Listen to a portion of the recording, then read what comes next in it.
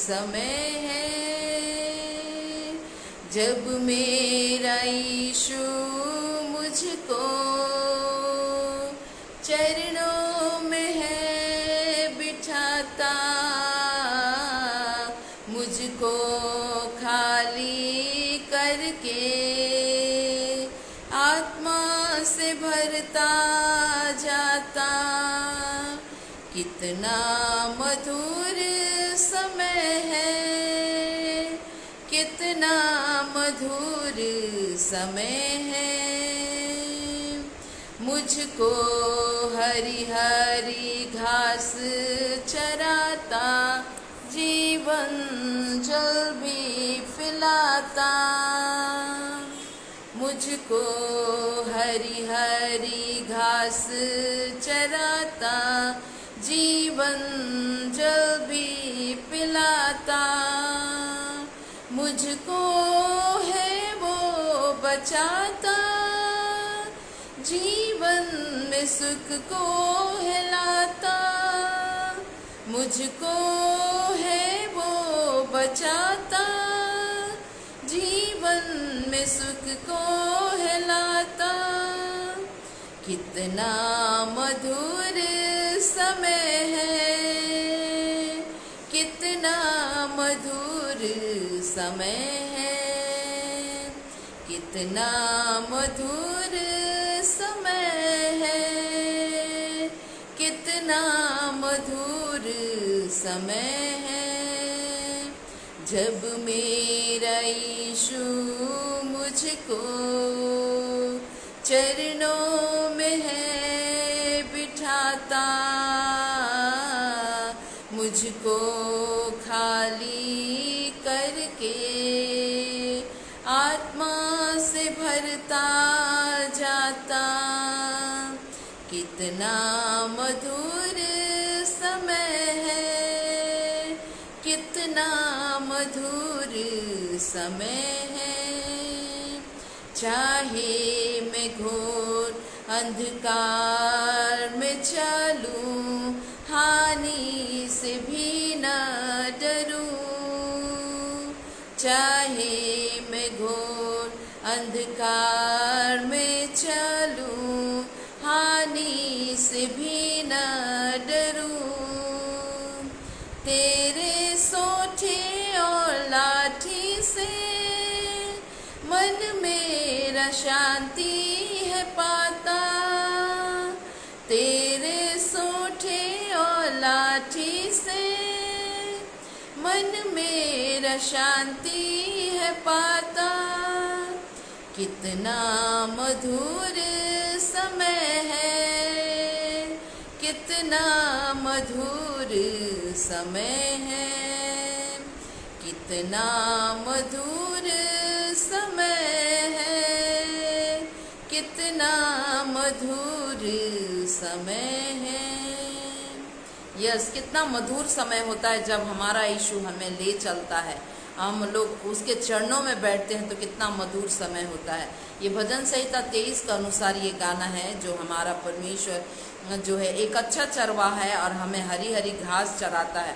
मतलब हमारे जीवन में ऐसे परिस्थिति आता है जब हम परमेश्वर की उपस्थिति में बने रहते हैं और हमारे जीवन को वो सुख से और उनकी शांति से, उनके प्रेम से भरता है। चाहे घोर अंधकार से भरी हुई तराई में होकर चलूं तो भी हानि से न डरूंगा लिखा है।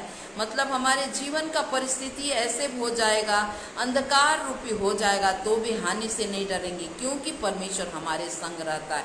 उसके लाठी, उसके सोंटे और उसके लाठी से हमें शांति मिलती है लिखा है। तो उनका वचन के द्वारा से हमें शांति मिलती है। तो हमारा परमेश्वर महान परमेश्वर है, अनुग्रहकारी, विलम्ब से कोप करने वाला, अद्भुत करुणामय परमेश्वर है। आइए हम लोग एक दूसरा गाना को गाएंगे जो परमेश्वर के वचन में प्रभु यीशु मसीह ने जो वादा किया है कि मैं तुम्हें कभी नहीं छोड़ूंगा, ना तुम्हें छोड़ूंगा ना तुम्हें त्यागूंगा। और एक दिन वो आएंगे हमें ले जाने के लिए। तो कहाँ हम लोग जाएंगे? हम लोग सिय्योन देश में जाएंगे, स्वर्ग देश में जाएंगे। और उस देश में हम लोग जाएंगे तो परमेश्वर की महिमा करते हुए आनंद के साथ जाएंगे, क्योंकि आनंद जो है एक ऐसा हथियार है जो सारे चीज़ों के ऊपर रहता है। इसीलिए हमें बाइबल हमें सिखाती है कि हमें हमेशा आनंदित रहना है। तो ये गाना नेपाली में है, हम लोग इसको गाएंगे। और वो जो सियोन का जो राजा है वो प्रभु यीशु मसीह और हमेशा राज करता है, और वो प्रेमी पिता परमेश्वर है। और हम लोग सियोन देश में, मतलब इस जीवन के यात्रा में खुशी और आनंद से हमें इसको करना है। तो इसको हम लोग नेपाली में गाएंगे और परमेश्वर की महिमा करेंगे। लौजौ हे सियोन सम्मा, लौजौ हे सियोन सम्मा, लौजौ हे सियोन सम्मा, यीशुको नगरमा हो जय हालेलुया, जय हालेलुया, जय हालेलुया। आनंद मनाओ सियोन को राजा यीशु, सियोन को राजा यीशु, सियोन को राजा यीशु राज गर्दै जाओ हो जय हालेलुया, जय हालेलुया, जय हालेलुया। आनंद मनाओ प्रेमी छन् सियोनमा, प्रेमी छन् सियोनमा, प्रेमी छन् सियोनमा, प्रेम गर्दै जाओ हो जय हालेलुया, जय हालेलुया, जय हालेलुया।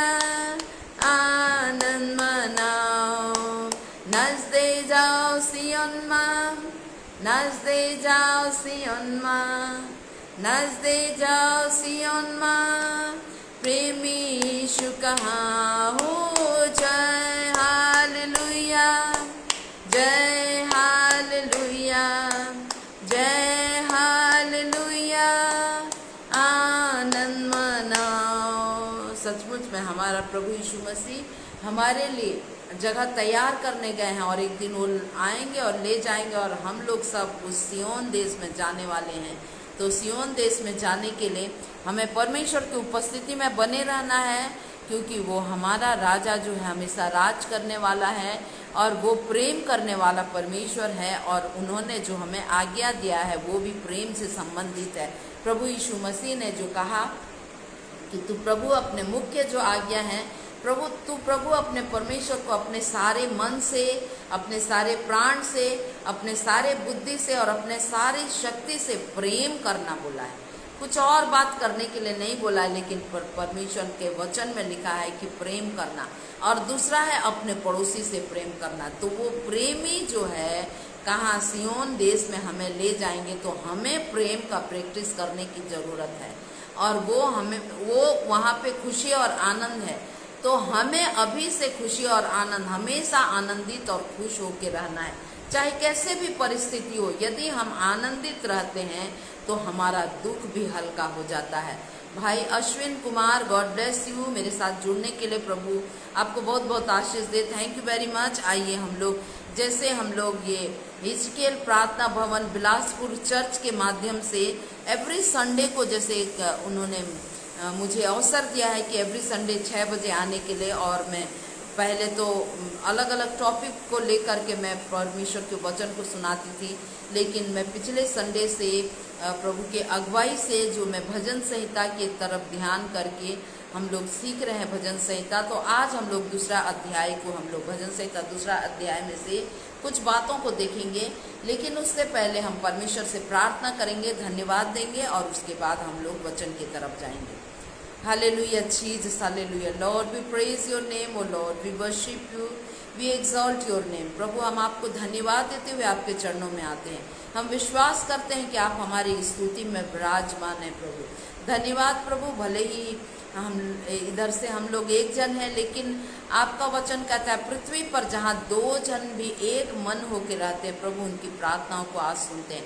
हमारे साथ जो जुड़े हैं और जो बाद में जुड़ेंगे उन सभी को बड़ी आशीष दीजिए।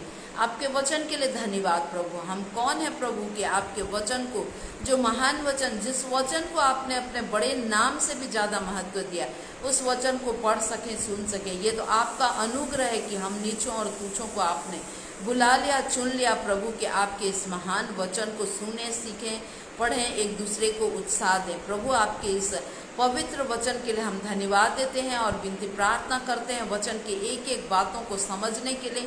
प्रभु हमारे मन की आंखों को ज्योतिर्मयी कर दीजिए, हमारे कानों को अभिषेक कीजिए प्रभु, कि वचन को सुने और उसको हृदय को अभिषेक कीजिए, कि हृदय में रखें और आपकी इच्छा के अनुसार अपने जीवन को बिताएं। हमारे होठों को, जीभ को प्रभु, हमारे ज्ञान इंद्रियों को हम आपके हाथों में समर्पित करते हैं, अपनी महिमा के लिए इस्तेमाल कीजिए। धन्यवाद प्रार्थना प्रभु यीशु के नाम से मांगते हैं, आमीन आमीन आमीन। Thank you very much, God bless you. आइए हम लोग देखेंगे भजन संहिता उसका दूसरा अध्याय। यहाँ लिखा है परमेश्वर का अभिषिक्त राजा। परमेश्वर का अभिषिक्त राजा, यहाँ पर दाऊद इसको लिखते हैं, और दाऊद भी परमेश्वर का अभिषिक्त राजा था। लेकिन यदि हम लोग इसको आगे पढ़ेंगे तो यहाँ यीशु मसीह के बारे में भी उनका भी एक भविष्यवाणी के रूप में यहाँ लिखा गया है। तो हम लोग पहले पढ़ेंगे, यहाँ एक एक पद पढ़ेंगे और देखेंगे। जाति जाति के लोग क्यों हुल्लड़ मचाते और देश देश के लोग व्यर्थ बातें क्यों सोच रहे हैं। देखिए, संसार में जाति जाति के लोग क्या करते हैं, हुल्लड़ मचाते हैं, बेकार की बातों के पीछे मन लगाते हैं। और ये बेकार की बातों के पीछे मन लगाने वाले कौन लोग होते हैं, जिनके अंदर में परमेश्वर का भय नहीं होता है। और देश देश के लोग व्यर्थ बातें क्यों सोच रहे हैं करके लिखा है। आप देश देश के लोगों के अंदर में व्यर्थ बातें। और आज यदि हम लोग देखेंगे इस दुनिया का हालत को, ये संसार का हालत को, तो बहुत सारे व्यर्थ बातें, बहुत सारे हुल्लड़ मचाने वाले बातों से ये भरते जा रहा है। लेकिन परमेश्वर का धन्यवाद आपको और हमको, जिनको परमेश्वर ने चुना है, अनुग्रह किया है। और जैसे हम लोग पहला भजन संहिता पहला अध्याय का पहला पद में हम लोग पढ़े थे, क्या ही धन्य है वह पुरुष जो दुष्टों की युक्ति पर नहीं चलता और न पापियों के मार्ग में खड़ा होता और न ठट्ठा करने वालों की मंडली में बैठता है। तो ये तीन तरह के लोगों से परमेश्वर अपने लोगों को छुटकारा प्रदान करते हैं, अपने लोगों की रक्षा करते हैं। और इसी बात को लिखा गया है, जाति जाति के लोग क्यों हुल्लड़ मचाते हैं और देश देश के लोग व्यर्थ बातें क्यों सोच रहे हैं। यहोवा और उसके अभिषेक के विरोध में राजा के पृथ्वी के राजा मिलकर और हाकिम आपस में सम्मति करके कहते हैं। यहोवा और उसके अभिषेक के विरोध में जो लोग परमेश्वर का भय मानते हैं, जो परमेश्वर के दास दासी लोग हैं, उनके विरोध में जो पृथ्वी के राजा और वहाँ के हाकिम हैं, वो लोग सम्मति करके उनको सता रहे हैं। कई जगह में इसी कारण से सतावट हो रहा है और बोल रहे हैं। और क्या बोलते हैं, आओ हम उनके बंधन को तोड़ डालें। उनका कहना है कि आओ हम उनके बंधन को तोड़ डालें, लिखा है,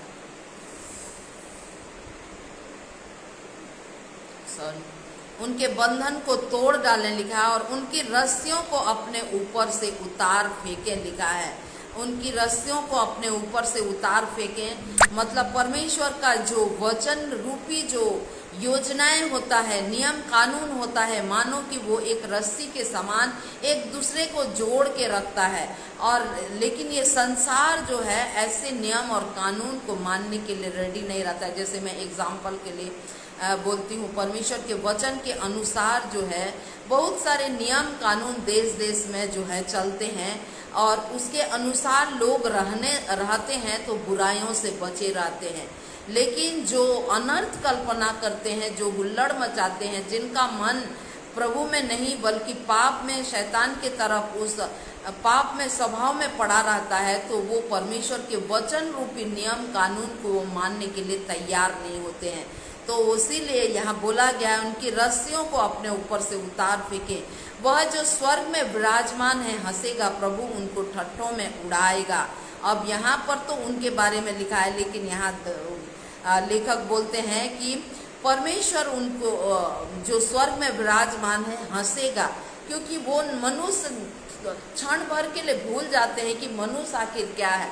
बाइबल में हम लोग पढ़ते हैं, वो तो एक धूल कण के समान है, मैदान में होने वाले घास के समान है। आज उसका जीवन है तो कल उसका नहीं है। और प्रभु यीशु मसीह ने भी एक बहुत अच्छा उदाहरण नए नियम में दिया था, जो एक धनवान बहुत धन संपत्ति किया और उसको अपने जगह को भी बढ़ाया, अपने धन संपत्ति को रखा और अपने प्राण से बोला कि प्राण अब तू आराम कर, क्योंकि तेरे पास खाने के लिए बहुत है। तब उससे आवाज़ आया कि हे मूर्ख, यदि तेरा प्राण आज ही ले जाएगा तो तेरा ये धन संपत्ति किस काम का। और आज हम दुनिया के लोगों में जो परमेश्वर का भय नहीं मानते, उन लोगों के में भी हम लोग देखते हैं कि इस तरह का सोच रखते हैं, और इसी कारण से अपने नाम हमेशा रहेगा करके अपने नाम से जगह का नाम भी देते हैं, अपने नाम से कोई चीज़ को अपनाते हैं और बहुत सारा धन दौलत के पीछे पड़े रहते हैं। लेकिन यहाँ वचन बोलता है, वह तो स्वर्ग में जो विराजमान परमेश्वर है हंसेगा और परमेश्वर उनको ठट्ठों में उड़ा देगा, क्योंकि वो नहीं जानते, लोग नहीं जानते कि मनुष्य का जीवन है ही क्या। आखिर मनुष्य कुछ समय के लिए है, लेकिन उस कुछ समय के जीवन में भी यदि हम परमेश्वर के तक को ध्यान करेंगे, प्रभु यीशु मसीह को उद्धारकर्ता ग्रहण कर लेते हैं, तो ये कुछ समय का जीवन को प्रभु हमारे लिए अनंत जीवन में परिवर्तित कर देते हैं और हमें सदा सदा के लिए अपने पास ले जाने का वादा करते हैं। 5वां पद में लिखा है, तब वह उनसे क्रोध में बातें करेगा और क्रोध में कहकर उन्हें घबरा देगा, लिखा है। और जो लोग ऐसे धन पर भरोसा रखते हैं और अपने जीवन को सोचते हैं कि बहुत साल जिएंगे और बहुत अपने आप पर बहुत गर्व करते रहते हैं, वो लोग छोटी सी बातों में भी क्या होते हैं, घबरा जाते हैं। इसीलिए बाइबल में एक पद लिखा है, दुष्ट लोग जो है जब उनको कोई उनके पीछे नहीं पड़ता है तो भी वो लोग भागते रहते हैं, मतलब तो भी उनके अंदर एक डर रहता है।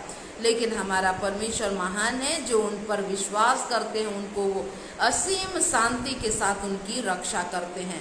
6वां पद में लिखा है, मैं तो अपने ठहराए हुए राजा को अपने पवित्र पर्वत सियोन की राजगद्दी पर बैठा चुका हूँ करके यहाँ पर जिसको परमेश्वर ने ठहराया है, मतलब दाऊद राजा को, और उसके बाद दाऊद के वंश में से ही प्रभु यीशु मसीह आए और सियोन पर्वत के राजगद्दी पर बैठा चुका हूँ करके यहाँ पर लिखा है। मैं उस वचन का प्रचार करूँगा जो यहोवा ने मुझसे कहा, तू मेरा पुत्र है। किसको यहोवा परमेश्वर ने कहा? प्रभु यीशु मसीह के बारे में। आज तू मुझसे उत्पन्न हुआ करके हम लोग इसको और भी दूसरे भाग में हम लोग पढ़ सकते हैं। प्रेरित के काम उसका 13 अध्याय का 33 पद में और इब्रानी 1 का 5 में और 5 का 5 में भी हम लोग पढ़ सकते हैं, जो यहाँ से कोटेट किया गया है कि तू मेरा पुत्र है, आज तू मुझसे उत्पन्न हुआ है, मुझसे मांग। परमेश्वर बोल रहे हैं कि मुझसे मांग और मैं जाति जाति के लोगों को तेरी संपत्ति होने के लिए और दूर दूर के देशों को तेरी निज भूमि होने के लिए दे दूंगा, बोल रहे हैं। इसको हम लोग कई बार लेकर के प्रार्थना करते हैं, बहुत अच्छी बात। लेकिन यहाँ पर यदि हम लोग पढ़ें तो यहाँ पर प्रभु यीशु मसीह के बारे में जो एक भविष्यवाणी के रूप में लिखा गया है कि जब तुम दुख उठाएगा और तो तुम अपने वंश को देख सकेगा करके प्रभु यीशु मसीह के बारे में लिखा है। यशायाह नबी का किताब उसका 57 का उसका 12 पद में लिखा है। और हम लोग 53 का उसका 10 पद में भी पढ़ सकते हैं कि और प्रभु यीशु मसीह ने अपना दुख उठाया, उसका शरीर को कुचला गया, मारा गया, और आज हम लोग देखते हैं जाति जाति के लोग उसके निज संपत्ति। प्रभु पहला पत्रस उसका 2 अध्याय का 9 पद में लिखा है कि जो लोग प्रभु यीशु मसीह को ग्रहण करते हैं उद्धारकर्ता के रूप में, वो परमेश्वर के संतान होने का अधिकार देता है। तो परमेश्वर सिर्फ उनको संतान तक ही सीमित नहीं रखता है कि हर समय एक छोटे बच्चे, बल्कि उनको अपनी नीच प्रजा, नीच धन बोलते हैं। प्रभु परमेश्वर अपने नीच धन बोलते हैं और याजकी समाज उनको संबोधित करते हैं। बल्कि आगे पढ़ने से तो हमें पता चलेगा कि वहाँ लिखा है कि उनको वारिस बनाया, मतलब आपको हमको परमेश्वर ने वारिस बनाया। और कैसा वारिस? अलग से काम करने वाला नहीं, संगी वारिस, उसके संग में रहने वाला वारिस, उसके संग संग जो अधिकार उनका है वो अधिकार हमारा होगा। जो चीज़ प्रभु यीशु मसीह का, वो चीज़ हमारे होंगे। तो इसीलिए यहाँ पर लिखा है कि मुझसे मांग और मैं जाति जाति के लोगों को तेरी संपत्ति होने के लिए दे दूंगा, तेरा निज धन होने के लिए दे दूंगा, और दूर दूर के देश को तेरी निज भूमि होने के लिए दे दूंगा करके ये प्रतिज्ञा किया गया है। और इस प्रतिज्ञा को सिर्फ प्रभु यीशु मसीह के लिए नहीं, बल्कि आज आप और हमारे लिए, हम भी यदि इसको लेकर के प्रार्थना करेंगे तो परमेश्वर जाति जाति के लोगों को हमें दे देते हैं निज संपत्ति होने के लिए। जो प्रभु को जब हम प्रभु का वचन सुनाते हैं और वो ग्रहण करते हैं तो एक तरह का वो हमारे लिए एक संपत्ति के जैसे होता है। प्रभु के वचन में लिखा है कि ये संसार में तुम धन इकट्ठा नहीं करो, बल्कि स्वर्ग में धन इकट्ठा करो। एक धन के रूप में प्रभु उसको एकत्रित करने के लिए आपको और हमको आशीष देते हैं, निज धन होने के लिए देते हैं। और 9वां पद में लिखा है, तू उन्हें लोहे के डंडे से टुकड़े टुकड़े करेगा और तू कुम्हार के बर्तन के समान उन्हें चकनाचूर कर डालेगा। किनको लोहे के डंडे से उन्हें टुकड़े टुकड़े करेगा? जो लोग दुष्टता में पड़े रहते हैं उनका टुकड़ा टुकड़ा किया जाएगा। यदि हम लोग प्रकाशित वाक्य 2 का 26 और 27 पढ़ेंगे, एक बार प्रकाशित वाक्य 2 का 26 और 27। Hallelujah Jesus. भाई नगेश बेलेकर, प्रभु आपको बहुत आशीष दे। थैंक यू वेरी मच मेरे साथ जुड़ने के लिए।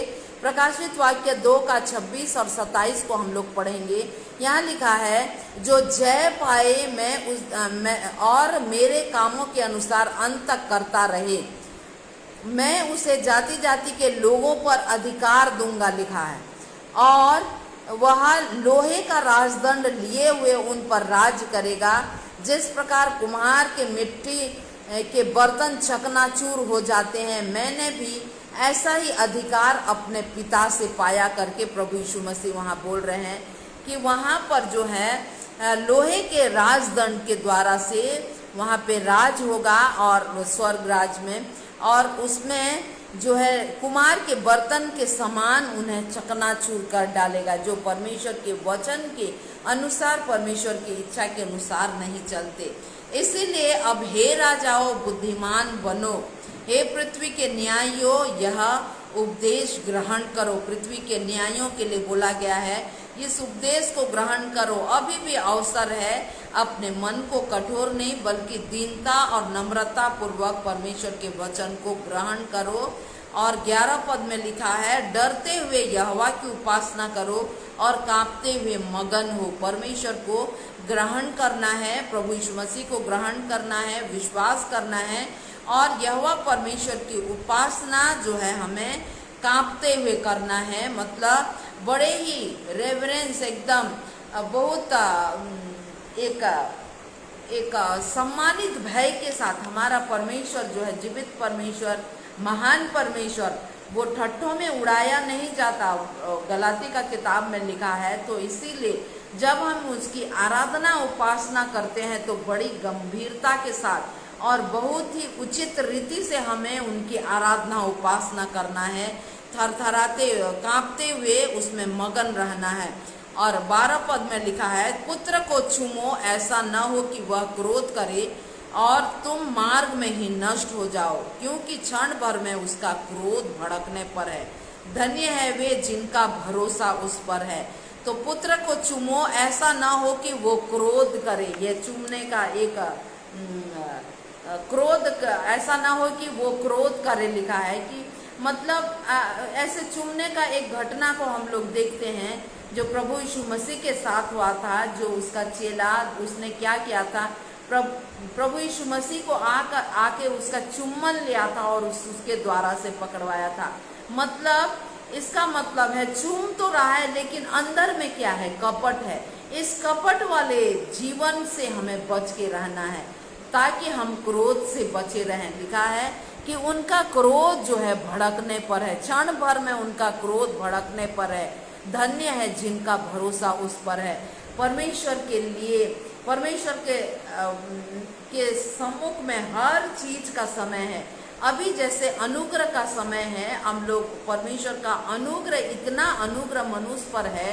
जैसे कल मैं प्रचार कर रही थी, इसमें नहीं किसी और पेज में, तो हम लोग देख रहे थे कि पाप जो है बढ़ते गया, लेकिन पाप से भी अनुग्रह जो है और ज़्यादा बढ़ा। अनुग्रह पर अनुग्रह करने वाला परमेश्वर है। आज के समय में यदि कोई मनुष्य कितना भी घिनौना पाप कर ले, कितना भी मर्डर कर ले, कैसे भी गंदा पाप कर ले, लेकिन जब वो पश्चाताप करता है, टूटा हृदय मन को लेकर के प्रभु के पास आते हैं, अपने पापों को मान लेता है, तो आज भी परमेश्वर हमारे पापों को क्षमा करने के लिए विश्वास योग्य और धर्मी परमेश्वर है। और हम लोग उड़ाव पुत्र के जीवन में देखते हैं, उसके पिता का धन को लेके उसने कैसा दुर्व्यवहार किया, कुकर्म में उड़ाया, लेकिन वो इतना प्रेमी पिता और उसका रूप को दिखाया कि वो अपने मन में सोचा था, बोला ही भी नहीं था, सोचा था, और वो सोच को लेकर आया और वो बोला ही नहीं था, और उसके पिताजी ने उसे गले लगा लिया और उसे चूमा, और उसको जो चीज़ के वो लायक ही नहीं था, वो तो सोच रहा था कि वो दास बनेगा, लेकिन उसके पिता ने क्या किया, उसे दास नहीं बल्कि उसे एक योग्य जीवन दिया। उसका ज़्यादा मैं वर्णन नहीं करना चाहती हूँ, लेकिन हम उसके प्रेम को देख सकते हैं, वो अनुग्रह को देख सकते हैं कि परमेश्वर कितना महान परमेश्वर है, वो अद्भुत परमेश्वर है। वो हमारे पापों को स्मरण नहीं करते जब हम माफ़ी मांग लेते हैं, बल्कि उसको उदयाचल से लेकर अस्ताचल जितनी दूर है वो हम उतना दूर कर देते हैं, और वो स्मरण बिल्कुल नहीं करते और हमें माफ़ कर देते हैं। तो आज ये अनुग्रह का समय है। इस अनुग्रह के समय में यदि माफ़ी मांगते हैं तो परमेश्वर का अनुग्रह बना रहता है, लेकिन एक दिन क्रोध का समय भी आएगा। वो क्रोध के समय में कोई ना आए, उस क्रोध का सामना कोई ना करके परमेश्वर आप पर और हमको अनुग्रह किए हैं। इस अनुग्रह के समय में हमें उस अनुग्रह को भरपूरी से फ़ायदा उठा के परमेश्वर की उपस्थिति में बने रहना है, क्योंकि एक क्रोध जो है भड़कने पर है और क्षण भर में उनका क्रोध भड़कने पर है, लेकिन धन्य वो है, बाद में लास्ट पद में क्या लिखा है, धन्य वो है जिनका भरोसा उस पर है। आज परमेश्वर आपसे हमसे यही उम्मीद रखते हैं कि हमारा भरोसा परमेश्वर पर होना चाहिए, ताकि हम जीवन पाएँ, बहुतायत का जीवन पाएँ और परमेश्वर की महिमा करते रहें। प्रभु को बहुत बहुत धन्यवाद। ये छोटे से वचन के द्वारा से प्रभु आप लोगों को बड़ी आशीष दे। मैं फिर से रेवरेंड डॉक्टर सत्यवता राव जी के लिए परमेश्वर को धन्यवाद देती हूँ, और सत्यवता राव जी को भी मैं बहुत बहुत धन्यवाद देती हूँ। उन्होंने मुझे ये अवसर दिया कि इस पेज में आ करके परमेश्वर के वचन को हम लोग बोलें, सुनाएं, सुने और परमेश्वर को धन्यवाद दें। थैंक यू वेरी मच मेरे साथ जुड़ने के लिए। भाई Nagesh Belekar, God bless you. Ashwin brother, God bless you. और भी जिन भाई बहनों को मैं नहीं देख सक रही हूँ, उन सभी भाई बहनों को प्रभु बहुत आशीष दे और अनुग्रह करे कि हम सब का भरोसा नित्य परमेश्वर पर बना रहे, ताकि हम उनके क्रोध से बचे रहें। प्रभु को बहुत बहुत धन्यवाद। आइए हम लोग प्रार्थना करेंगे और परमेश्वर को धन्यवाद देंगे। Hallelujah, Jesus hallelujah. प्रभु हम आपकी स्तुति बड़ाई प्रशंसा करते हैं। युग युग का राजा, सनातन काल का परमेश्वर, हम आपको धन्यवाद देते हुए आपके चरणों में आते हैं। धन्यवाद, सुंदर समय को आपने हमारे जीवनों में दिया प्रभु। आपके इस वचन के द्वारा से हम लोग सुने, सीखे, हम लोग कई बातों को जाने प्रभु। अनुग्रहकारी प्रेमी पिता परमेश्वर, आपने जो ये अनुग्रह का समय दिया है, इसलिए आपका वचन कहता है कि अवसर को बहुमूल्य समझो, क्योंकि दिन बुरे हैं। ये प्रभु, इस अवसर को जो आप हमारे जीवन में दिए हैं, हर एक आपके दास दासियों लोग, हर एक आप सुनने वाले, हर एक जो आपकी जो सृष्टि है प्रभु जी, लोग सुने प्रभु जी, आपके वचन को सुने, आपको ग्रहण करें, आपके उस क्रोध के दिन का सामना न करें प्रभु जी। आपने तो सुंदर योजना बनाया, अपने आप को प्रभु आपके सम्मुख में आए प्रभु जी, आपको उद्धारकर्ता मुक्तिदाता ग्रहण करके प्रभु एक अच्छा जीवन, एक अनंत जीवन को प्राप्त करके आपकी महिमा कर सकने के लिए एक जीवन प्रदान कीजिए प्रभु। धन्यवाद सुंदर समय के लिए प्रभु जी। इस पेज के माध्यम से होने वाले तमाम प्रचार के कामों में आशीष दीजिए। आपकी दासी पास्टर सत्यवता राव जी को आशीष दीजिए, उनके तमाम सेवकाई में आशीष दीजिए।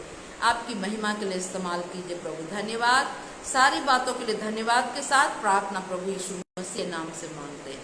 आमीन, आमीन, आमीन। Thank you very much. God bless you all. Have a blessed night.